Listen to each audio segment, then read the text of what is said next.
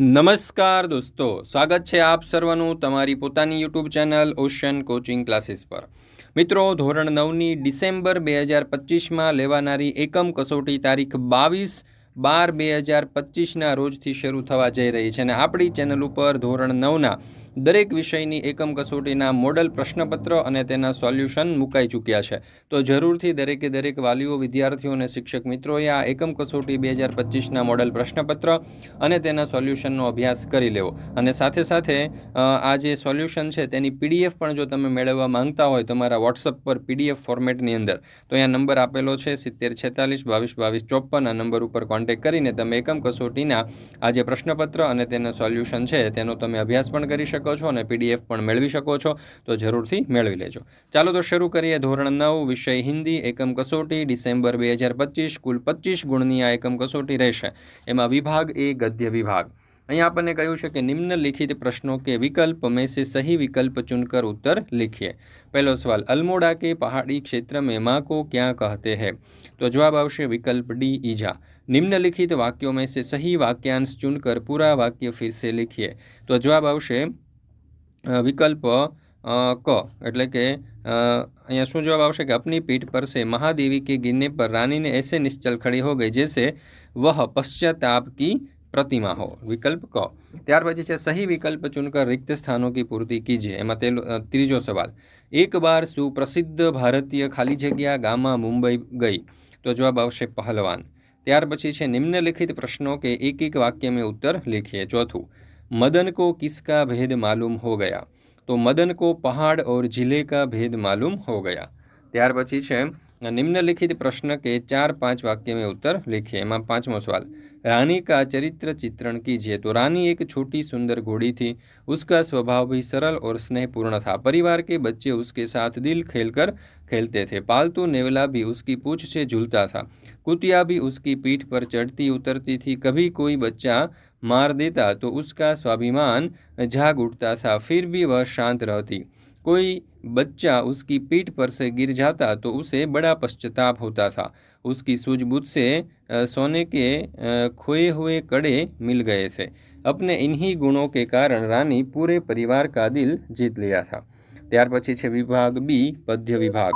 એમાં આપણને કહ્યું છે કે निम्नलिखित प्रश्नों के नीचे दिए गए विकल्पों में से सही विकल्प चुनकर उत्तर लिखिए।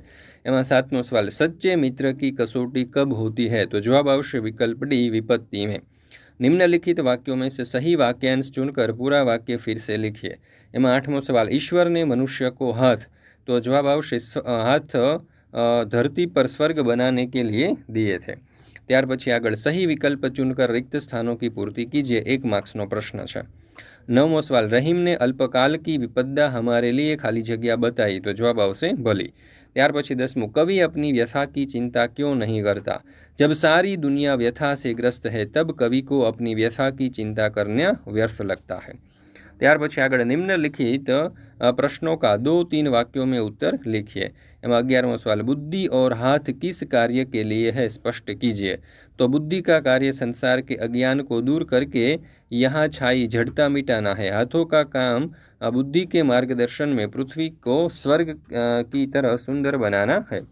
મિત્રો, ધોરણ 9 અને 10ની જે એકમ કસોટીઓ લેવાવાની છે ડિસેમ્બર 2025માં, એટલે કે 22 ડિસેમ્બરથી જે એકમ કસોટીઓ શરૂ થવાની છે તેના દરેક વિષય જે છે તેના પ્રશ્નપત્ર એટલે કે મોડલ પ્રશ્નપત્ર અને તેના સોલ્યુશન ઓશન કોચિંગ ક્લાસીસ ઉપર ઉપલબ્ધ છે। એક વિષયના માત્ર 50 રૂપિયા છે, જેમાં પ્રશ્નપત્ર અને તેનું સોલ્યુશન બંને તમને મળી જવાનું છે। એકમ કસોટીના મોડલ પેપરની સાથે સાથે ગયા વર્ષની જે ઓરિજિનલ એકમ કસોટી છે તેના સોલ્યુશનની પીડીએફ પણ તમે મેળવી શકો છો અને વોટ્સઅપ પર પીડીએફ જોઈએ તો નંબર છે 7046222254।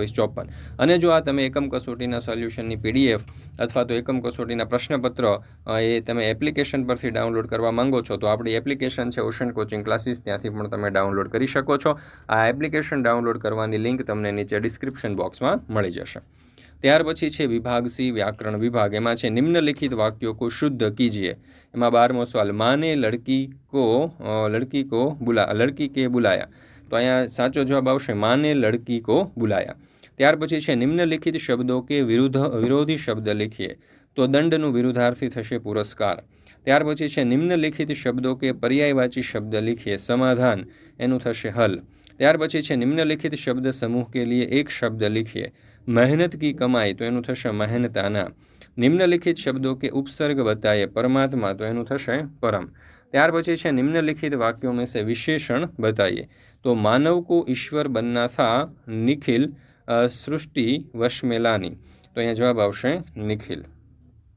મિત્રો, ધોરણ 9ની જે વિકાસ પરીક્ષાલક્ષી અસાઇનમેન્ટ છે તેના દરેક વિષયના ગુજરાતી, ગણિત, અંગ્રેજી, સમાજ, હિન્દી દરેક વિષયના જે સોલ્યુશન છે તે આપણી પોતાની YouTube channel ocean coaching classes ઉપર મુકાઈ ચૂક્યા છે અને તેની પીડીએફ આપણી એપ્લિકેશન ઉપર મુકાઈ ચૂકી છે।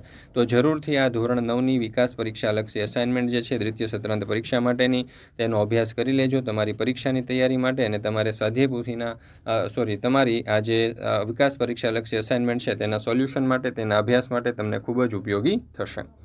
ત્યાર પછી છે વિભાગ ડી, લેખન વિભાગ। અહીં આપણને કહ્યું છે કે નિમ્નલિખિત પ્રત્યેક વિષય પર કરીબ 100 શબ્દો મેં નિબંધ लिखिए।